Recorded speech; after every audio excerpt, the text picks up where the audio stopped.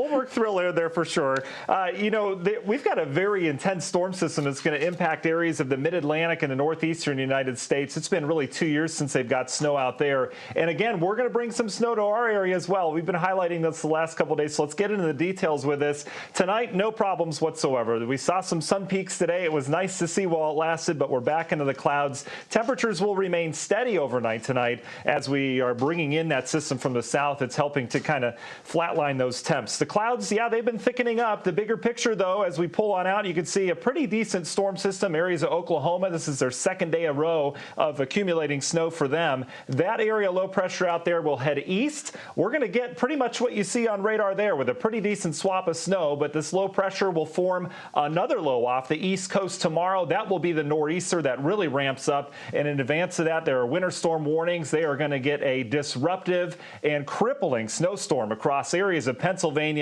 I-95 corridor. For us, it's going to brush us. It's going to be just off to our east, but we're still going to have some minor impacts down in Tuscarawas and Carroll counties. Even Stark County and Trumbull County, we'll have to keep an eye on this, but as of now, there's a winter weather advisory. Starts tomorrow morning, and it goes through Thursday morning. So here's how the major winter storm comes together. You can see as we go through tomorrow morning, it will be dry, but that area of moisture comes in here. We'll see snow developing from south to north across the area. It looks mainly light. We'll get into the details on it in a second, but the big picture shows that low ramping up and very heavy snow as we go throughout the evening and afternoon hours tomorrow. In terms of snowfall totals, look at the cutoff that is almost right over the Ohio-PA line. Very, very heavy snow. In fact, upwards of 2 feet across areas of Pennsylvania. For us locally, though, your National Design Mart hour-by-hour forecast keeps us cloudy tonight. We've got the cold air in place, and here's the difference between this snow and our last one. It's not going to be as big, but we're not starting on the warm side of things. We're going to start cold, so as soon as this rain develops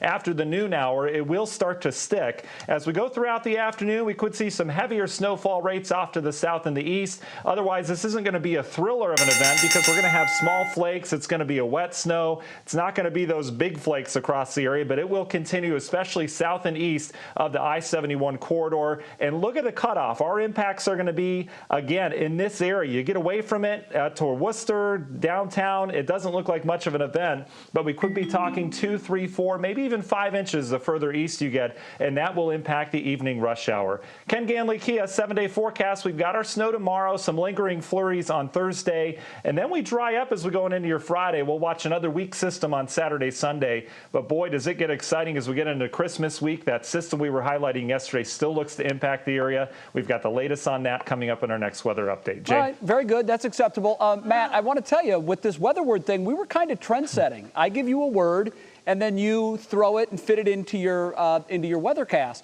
Well, it appears the Baker Mayfield with his pop culture references, it's kind of the same thing they're doing with that. Those are kind of requests or dares, if you will, from the quarterback room. And we're going to have more on that coming up in just a little bit. But trend setting, you and I, Matt. I already knew that when I met you, Jay. We're trendsetters. Hi, honey. Hi. Oh, Jay says hi. Adorable. Matt, thanks. We'll see you in the next half hour.